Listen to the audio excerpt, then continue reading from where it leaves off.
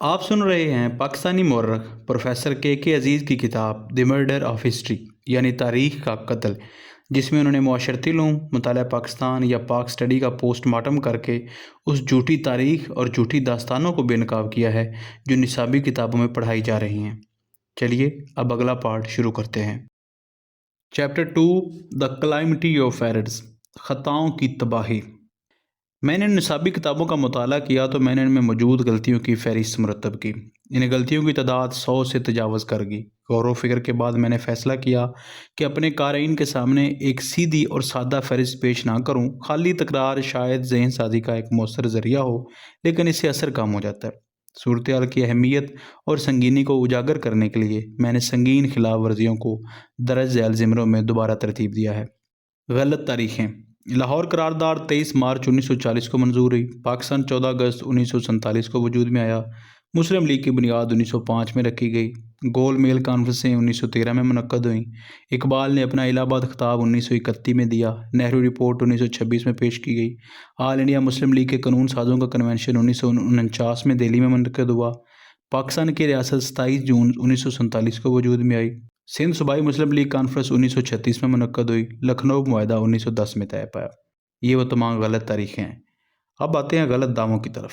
جناح نے انگلینڈ سے قانون کی ڈگری حاصل کی۔ جمال الدین افغانی کا تعلق افغانستان سے تھا اور وہیں پیدا ہوئے تھے۔ اقبال نے فلسفے میں اپنی ڈاکٹریٹ ڈگری انگلینڈ سے لی۔ اقبال نے اپنی بار اطلاق کی ڈگری یونیورسٹی آف کیمبرج سے حاصل کی۔ اقبال نے اپنی بیرسٹری کی ڈگری آکسفورڈ یونیورسٹی سے لی۔ اقبال کی تعلیم لندن یونیورسٹی سے ہوئی۔ شمالی ہندوستان میں ہندو اور مسلمان ایک جیسے کپڑے پہنتے تھے۔ سر سید احمد خان نے ایک علیحدہ مسلم ریاست کا مطالبہ کیا۔ نواب محسن الملک نے شرملا وقت کی قیادت کی۔ سائمن کمیشن کا بائیکاٹ کانگریس اور مسلم لیگ دونوں نے کیا۔ پاکستانی مرد شلوار قمیض اور شیروانی پہنتے ہیں۔ 1947 سے پہلے سعودی عرب کو ہندوستان کے مسلمانوں کی آزادی کی تحریک سے بڑی ہمدردی تھی۔ پنجاب کی یونینسٹ پارٹی نے پاکستان کے قیام کی مخالفت کی۔ 1945 میں لارڈ ایٹلی برطانیہ کے وزیر اعظم بنے۔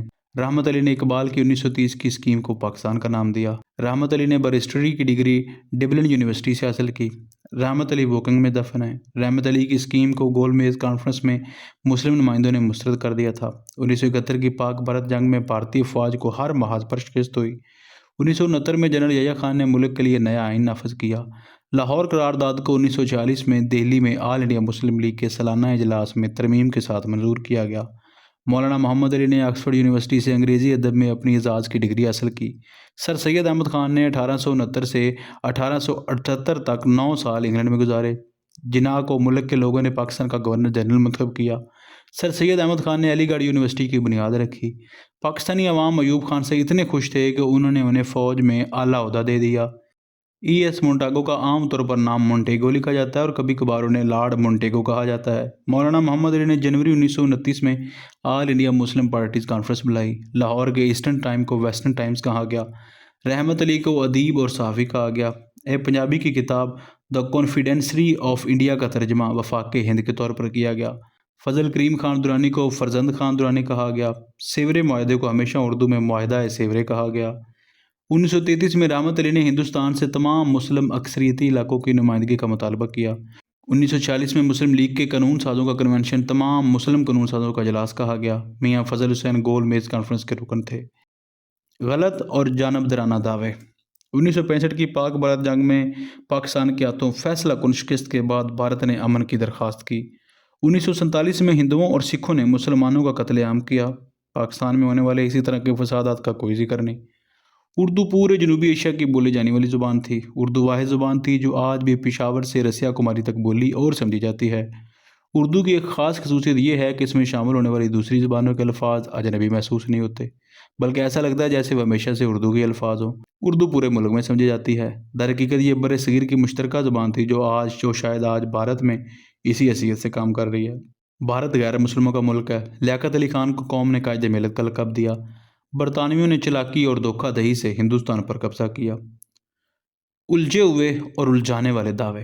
ہندوستان میں ہندوؤں اور مسلمانوں کے درمیان کوئی چیز مشترک نہیں تھی۔ ایک جگہ پر رہتے ہوئے ہندو اور مسلمان ایک دوسرے کے قریب آ گئے اور ایک دوسرے میں گھل مل گئے۔ پاکستان اسلام کا قلعہ ہے۔ قانون کی عدالتیں ضلع میں امن و امان قائم رکھتی ہیں۔ پولیس ضلع میں امن و امان قائم رکھتی ہے۔ سر سید احمد خان پاکستان کے سب سے بڑے مفکر تھے۔ نادان، جانبدارانہ اور الجھے ہوئے دعوے۔ شیخ الہند محمود حسن اور مودودی پاکستان کے نظریے کے بانیوں میں شامل تھے۔ 1857 کی بغاوت آزادی کی جنگ یا پہلی جنگ آزادی تھی؟ بالکل ناقابل فہم دعوے۔ لاہور قرارداد میں ایک مسلم ریاست کا مطالبہ کیا گیا۔ لاہور قرارداد میں 2 مسلم ریاستوں کا مطالبہ کیا گیا۔ 1956 کا آئین اس کے نافذ ہونے سے پہلے منسوخ کر دیا گیا تھا۔ حذف کی گئی غلطیاں۔ خیبر پختونخوا کی ریڈ شرٹ تحریک اور پنجاب کی یونینسٹ پارٹی کا ان صوبوں کے عوام میں کوئی ذکر نہیں۔ 1971 میں پاکستان کے ٹوٹنے کو چند سطروں یا ایک پیراگراف میں بیان کیا گیا اور ہمیشہ اسے بھارتی جارحیت کا نتیجہ بتایا گیا۔ آل انڈیا مسلم لیگ کا اصل مقصد اور برطانوی حکومت سے وفاداری کو فروغ دینا عام طور پر چھوڑ دیا گیا۔ مسلم ہندوستان کی سیاسی، تعلیمی اور ثقافتی تاریخ میں بنگالیوں کے کردار کو نظر انداز کیا گیا ہے۔ بیشتر اسکول کی کتابوں میں مارشل لا کا کوئی ذکر نہیں ہے۔ شملہ وفد کے وزن کی مانگ کو طلبہ کو نہیں بتایا گیا، صرف جداگانہ انتخابات کا مطالبہ بتایا جاتا ہے۔ اضافہ کی گئی غلطیاں۔ 1930 میں اقبال نے ہندوستان کے شمال مغرب میں ایک علیحدہ اور آزاد مسلم ریاست کا مطالبہ کیا۔ 1930 میں اقبال نے ہندوستان کے تمام مسلم اکثریتی علاقوں پر مشتمل ایک علیحدہ اور آزاد مسلم ریاست کا مطالبہ کیا۔ انڈین نیشنل کانگریس ایک ہندو سیاسی جماعت تھی۔ لکھنؤ معاہدہ مسلمانوں، مسلم لیگ اور جناح کے لیے ایک بڑی کامیابی تھی۔ 1970 کی فوجی بغاوت کو جائز قرار دیا گیا ہے اور اس کے نتیجے میں فوجی حکمرانی کی تعریف کی گئی ہے۔ 1937 میں انڈین نیشنل کانگریس نے صوبائی انتخابات اتفاقیہ طور پر جیتے۔ مسلم ہندوستان کی سیاسی اور فکری بیداری کا سارا کریڈٹ علی گڑھ تحریک کو دیا جاتا ہے۔ 1958 میں ایوب خان کی بغاوت کو انقلاب کہا جاتا ہے۔ جامعہ ملیہ اسلامیہ دہلی اسلامی تعلیمات کے اشاعت اور تبلیغ کے لیے قائم کی گئی تھی۔ اس کے کانگریس نواز اور مسلم لیگ مخالف کردار کا کوئی ذکر نہیں کیا گیا۔ پاکستان تحریک کے لیے دیوبند کی خدمات ناقابل فراموش ہیں۔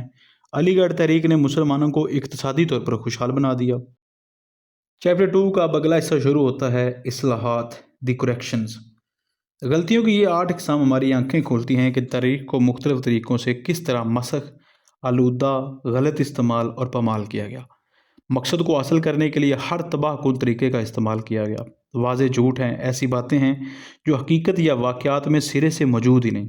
ہر طرح کے انحرافات موجود ہیں۔ غلطیاں، نقائص، خود فریبی، خواہشات کی بنیاد پر سوچ، ذاتی نظریات، بگڑے ہوئے تصورات، کمزور دلائل، پہلے سے طے شدہ خیالات، تنگ نظری، سطحی تجزیے، غلط فیصلے، غلط عقائد، عدم توجہ، قلم کی پھسلن اور ہر قسم کی غیر معقولیت۔ غلطیوں اور عجیب و غریب نظریات کی دھند سچائی کو چھپاتی ہے۔ عمومی ذہن خالی پن سے آراستہ ہے جو جہالت میں ڈوبا ہوا ہے۔ ان نصابی کتب کے بالغ قارئین صرف دیکھ سکتے ہیں کس طرح حقیقت سے دوری اختیار کی گئی ہے اور آہستہ آہستہ ایک ذہنی بے حسی کی حالت میں ڈوب جاتے ہیں۔ یہ تصور کرنا کہ یہ درسی کتابیں نوجوانوں کے حساس، تجسس بھرے، مشاہدہ کرنے والے، چوکنے ذہنوں پر کیا اثرات ڈالتی ہیں، یہ سوچ گہری مایوسی کی طرف لے جاتی ہے۔ ان کتب میں جو چیزیں نہیں ہیں وہ یہ ہیں: فیصلہ سازی، علم، فہم، سیکھنے کی صلاحیت، علمی قابلیت، مستقل مزاجی، سچائی کی پابندی، درستگی، مروزیت، حقائق کی وفاداری، صحت اور وضاحت۔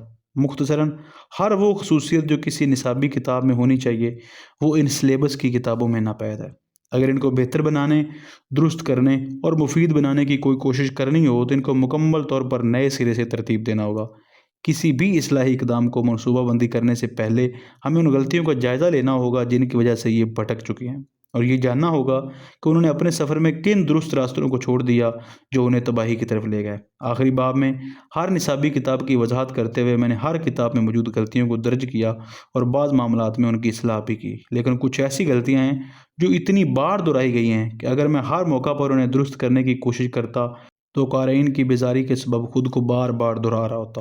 پھر کچھ ایسی خامیاں ہیں جو تاریخی واقعات کی تشریح سے متعلق ہیں اور ان کے لیے صرف تاریخ یا نام بدلنے سے زیادہ تفصیلی بحث کی ضرورت ہے۔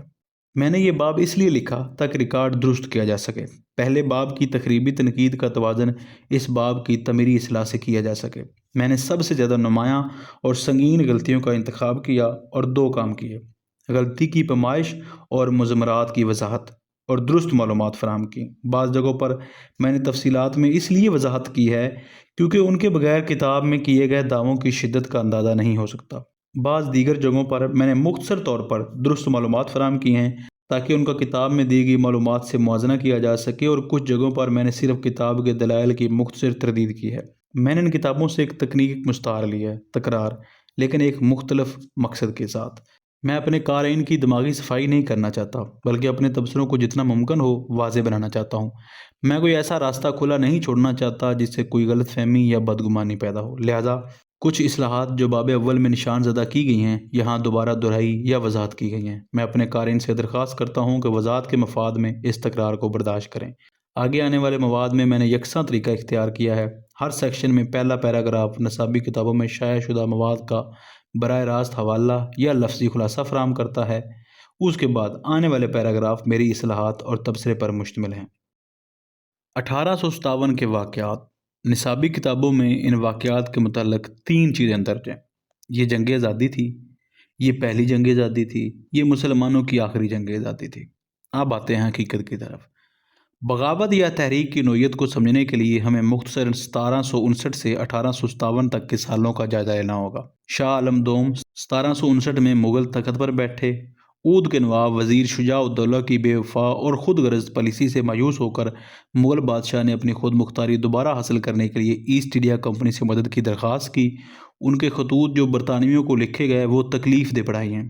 انہیں مرہٹوں کا خوف تھا اور وہ اکیلے ان کا مقابلہ کرنے کے قابل نہیں تھے۔ انہوں نے کلائیو سے مدد کی درخواست کی۔ جب یہ درخواست مسترد کر دی گئی تو انہوں نے کلکتہ میں پناہ کی بھیک مانگی۔ یہ درخواست بھی مسترد کر دی گئی۔ الہ آباد میں ایک سازگار جواب کا انتظار کرنے کے بعد اور یہ محسوس کرتے ہوئے کہ وہ کبھی نہیں آئے گا، انہوں نے آخرکار میر قاسم کا ساتھ دیا اور برطانویوں کے خلاف جنگ کی، لیکن انہوں نے 1764 میں بکسر کی جنگ میں کوئی حصہ نہیں لیا۔ انہوں نے اپنی خود مختاری کو ٹکڑوں میں تقسیم کر دیا جو انہوں نے برطانویوں سے محفوظ رکھنے کے لیے کہا تھا۔ انہوں نے بمبئی، مدراس اور شمالی سرکار میں برطانوی جائیدادوں کی توثیق کی اور 1765 کے معاہدہ الہ آباد کے تحت بنگال، بہار اور اڑیسہ برطانویوں کو دے دیے۔ 1787 میں شاہ عالم نے لارڈ کارنوالس گورنر جنرل کو ذاتی خطوط لکھے، انہیں پیار سے میرے بیٹے کہہ کر مخاطب کیا اور ان سے اپنے امراء کو قابو کرنے میں مدد کی درخواست کی جو ان کی زندگی کو مشکل بنا رہے تھے۔ کارنوالس نے ان کی دلخراش اپیلوں کو نظر انداز کر دیا۔ پھر شاہ عالم نے افغانستان کا رخ کیا اور 1796 میں زمان شاہ کو خط لکھا، انہیں بھارت میں آنے کی دعوت دی تاکہ وہ مغل امراء کو سزا دے سکے۔ اس خط کا کوئی جواب نہ آیا۔ آخرکار ایک ہندو سندھیا نے ان کی مدد کی، دلی کی طرف کوچ کیا اور غلام قادر روہیلا سے نمٹا۔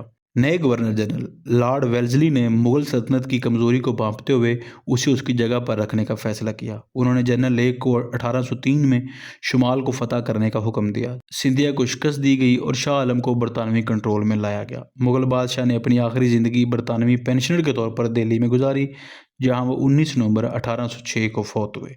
جب اکبر دوم تخت پر بیٹھے تو انہیں معلوم ہوا کہ وہ صرف نام کے بادشاہ ہیں، یہاں تک کہ ان کے دارالحکومت کا انتظام بھی برطانوی ریزیڈنٹ کے ہاتھ میں تھا۔ اگلے گورنر جنرل وارن ہیسٹنگر نے مغل خود مختاری کے افسانے کو بھی ختم کر دیا۔ ان کی مہر میں وہ فقرہ شامل نہیں تھا جو گورنر جنرل کو مغل بادشاہ کا خادم ظاہر کرتا تھا۔ جب بادشاہ نے گورنر جنرل سے ملاقات کی درخواست کی تو یہ شرط رکھی گئی کہ ان کی خود مختاری کا کوئی بھی علامتی اظہار نظر انداز کیا جائے گا۔ 1827 میں بادشاہ نے نئے گورنر جنرل ایمہرسٹ کا بغیر کسی رسمی کارروائی کے استقبال کیا۔ 1935 میں برطانویوں نے وہ پرانے سکے واپس لے لیے جو شاہ عالم نے 1778 میں جاری کیے تھے۔ نئے سکوں پر برطانوی بادشاہ کی تصویر اور تحریر تھی۔ 1837 میں جب بہادر شاہ ظفر تخت پر بیٹھے تو انہیں معلوم تھا کہ اصل مالک کون ہے۔ وہ اس محل میں رہتے تھے جس کی دیواریں ان کی حکومت کی حدوں کو ظاہر کرتی تھیں۔ وہ اپنے ولی عہد کا انتخاب کرنے کے لیے بھی آزاد نہیں تھے۔ 1856 میں مرزا فخر الدین کی وفات پر بادشاہ نے جیون بخت کو اپنا جانشین نامزد کرنے کی خواہش ظاہر کی اور برطانویوں سے اس کی منظوری کی درخواست بھیجی۔ اس کا کوئی جواب موصول نہیں ہوا۔ 1857 کے واقعات کے دوران انہوں نے متذبذب رویہ اپنایا اور ابتدا میں بغاوت کی قیادت کرنے سے انکار کیا اور برطانویوں سے مذاکرات کی پیشکش کی۔ بعد میں انہوں نے اس بغاوت کے ساتھ وابستہ ہونے پر اتفاق کیا۔ حکیم احسن اللہ خان اور محبوب علی خان جو دونوں بادشاہ کے معتمدین میں شامل تھے برطانویوں کے ساتھ اتحاد میں تھے۔ جب باغیوں نے کھانے، پیسے اور ساز و سامان کی درخواست کی تو دونوں نے انہیں انکار کر دیا۔ احسن اللہ خان نے مئی 1857 کے آخری ہفتے تک میرٹھ کے برطانوی افسران کے ساتھ خط و کتابت جاری رکھی۔ جو کچھ 1857 میں ہوا وہ یقیناً ایک بغاوت کے طور پر شروع ہوا، لیکن بعد میں ایسی شکل اختیار کر گیا جسے بغاوت، حکومت کے خلاف کھلم کھلا مزاحمت میں اٹھنا، شورش، ابھار یا انقلاب کہا جا سکتا ہے۔ बगावत के अहम मुकामात दिल्ली और मुतहदा सूबों के कुछ हिस्से थे। दीगर इलाकों में इक्का दुक्का बेतरतीब और गैर मुनज़्ज़म सरगर्मियाँ हुईं। हिंदुस्तान के बाकी हिस्से पुरसकून, वफादार और लातल्लक रहे। ज़्यादातर मुकामी हुक्मरान बशमूल निज़ाम ने कोलोफिल से बरतानियों की हमायत की। सिख बरतानियों के साथ साबित कदम रहे, जैसे कि पंजाबी, पठान और सिंधी मुसलमानों की अक्सरियत। अहम भारतीय मौरखीन इस बात पर कायल नहीं हैं कि बगावत को किसी भी तरह कौमी कहा जा सकता है। सुरेंद्र नाथ सेन अपनी किताब 1857 कलकत्ता 1958 में लिखते हैं, ऊद और शाहबाद के अलावा कोई ऐसी अमूमी हमदर्दी का सबूत नहीं मिलता जो बगावत को एक कौमी जंग का वक़ार अता करे।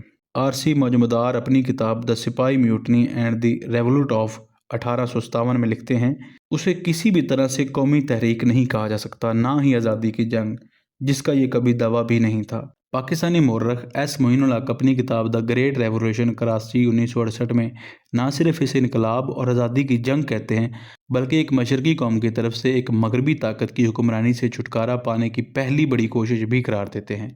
तारीख भारतीय मौरखीन के नुक्ता नज़र की हमायत करती है। बख्त खान, जो बगावत के वक्त बागी कमांडर और मुग़ल शाही ख़ानदान के चश्मो चिराग थे, बरतानवी फ़ौज में तोप खाने के सूबेदार के तौर पर फ़राइज़ अंजाम दे रहे थे। बंगाल में बरतानवी मुकम्मल कंट्रोल में थे।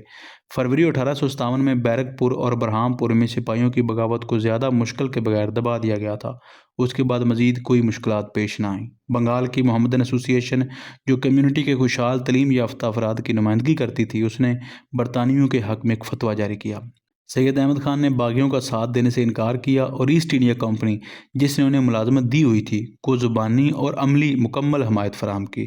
शायर मिर्ज़ा गालिब ने अपनी बरतानवी हमायत को कभी नहीं छुपाया। अपनी किताब दस्तनबू में वो उन लोगों पर तनकीद करते हैं जिन्होंने लड़ाई में हिस्सा लिया। ये बात काबिल फ़हम थी, क्योंकि 1806 से वो बरतानियों से पेंशन वसूल कर रहे थे। बगावत के दौरान उन्होंने वो खिताबात तर्क कर दिए जो उन्हें मुग़ल दरबार से दिए गए थे। उन्होंने बरतानवी हुक्मरानों की तारीफ़ में कई कसीदे लिखे। एक लॉर्ड हार्डिंग को पंजाब की फतह पर ये अफसोस करते हुए कि उनकी बुढ़ापे की वजह से वो लड़ाई में हिस्सा ना ले सके। दूसरा लॉर्ड एलन बोरो को और एक लॉर्ड कैकिंग को और एक हुकूमत को हिंदुस्तान का कंट्रोल ईस्ट इंडिया कंपनी से लेकर बरतानवी हुकूमत के हाथ में जाने पर। उन्होंने एक तवील कसीदा मलका विक्टोरिया को भी लिखा, जिसमें लंदन में दरबारी शायरी के तौर पर तकर्री की दरख्वास्त की।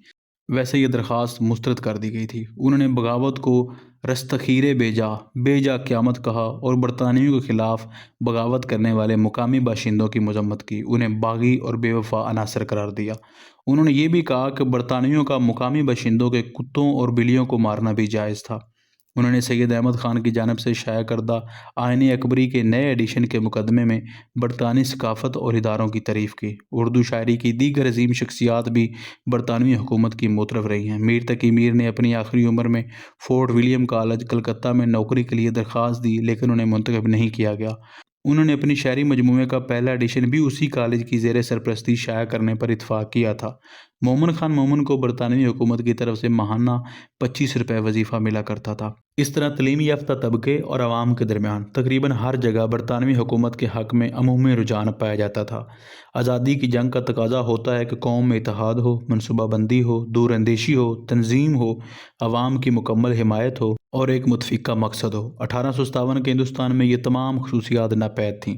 बगावत का नुमाइशी सरबराह और बिला वास्ता तौर पर अगर बरतानवी हुकूमत को हटा दिया जाता तो मुमकिन हुक्मरान मुग़ल बादशाह था, जो बगावत में ज़बरदस्ती शामिल हुआ और बरतानवी हुकूमत का पेंशन याफ्ता था। उसका बरतानवी हुकूमत के साथ तल्लक उसके दो पेशरुओं की तरह आका और ग़ुलाम का था। जब एक ग़ुलाम अपने मालिक की नाफरमानी करता है और उसके ख़िलाफ़ खड़ा होता है, तो उस जद्दोजहद को आज़ादी की जंग नहीं कहा जा सकता, अगरचे उसे ग़ुलामी से निजात की कोशिश ज़रूर कहा जा सकता है। बहरहाल क्या वो मुग़ल बादशाहों, मरहट्टों, जाटों, रहेलों और सिखों के लिए काबिल कबूल होता, जो 18वीं सदी के वस्त से मुग़ल सल्तनत को टुकड़े टुकड़े कर रहे थे?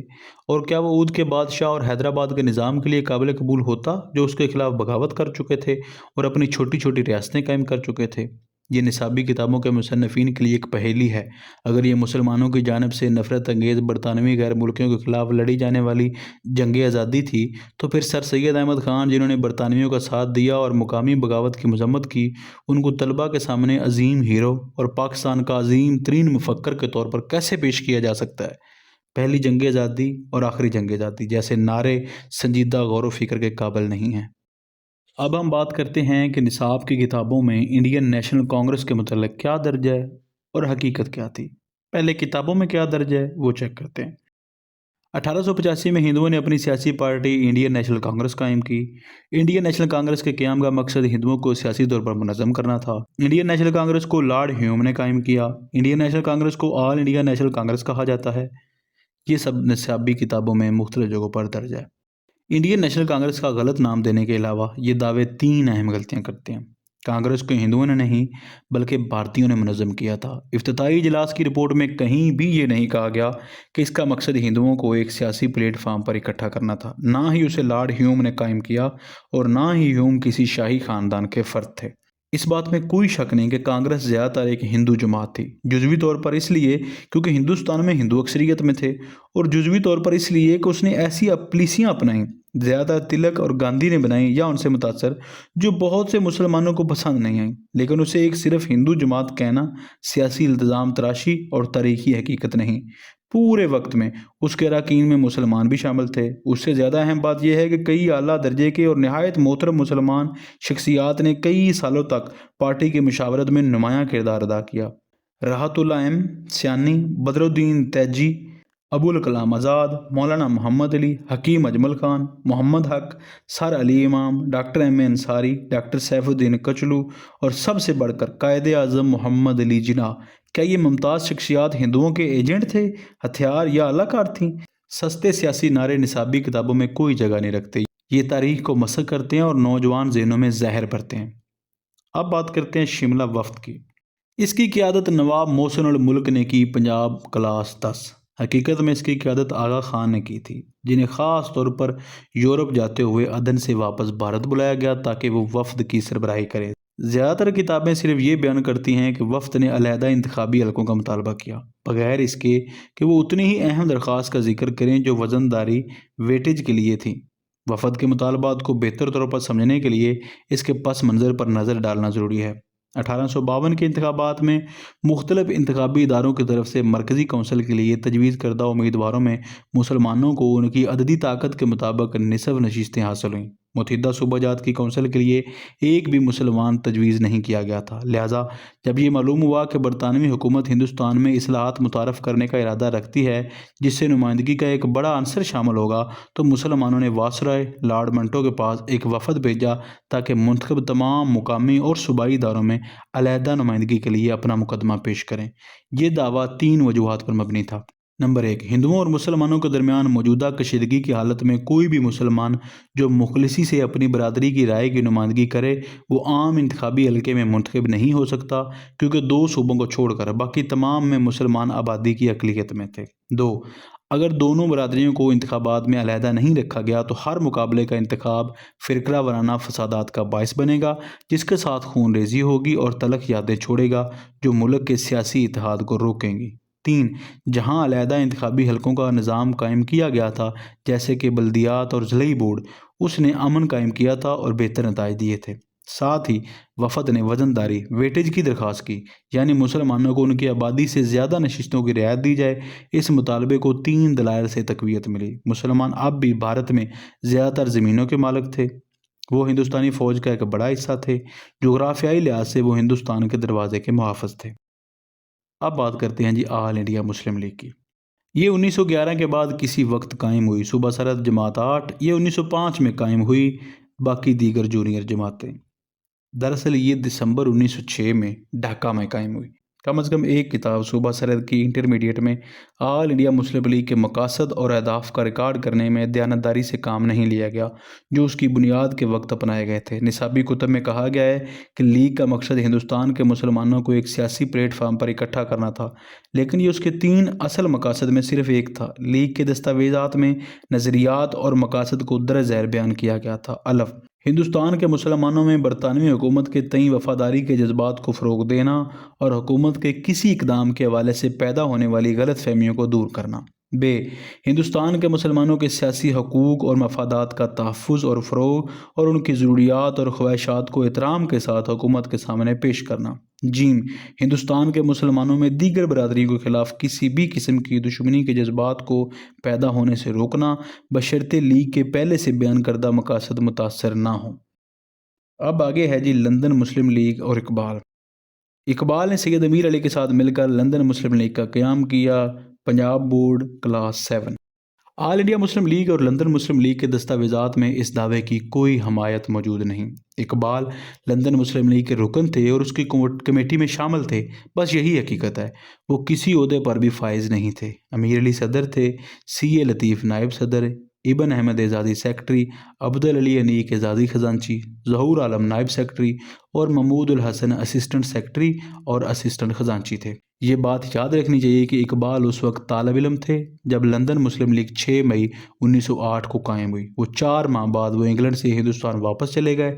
نصابی کتاب کا یہ دعویٰ اس طرح بنایا گیا ہے کہ یہ ہمیں یہ باور کرانا چاہتا ہے کہ اقبال اصل بانی تھے اور امیر علی صرف معاون تھے۔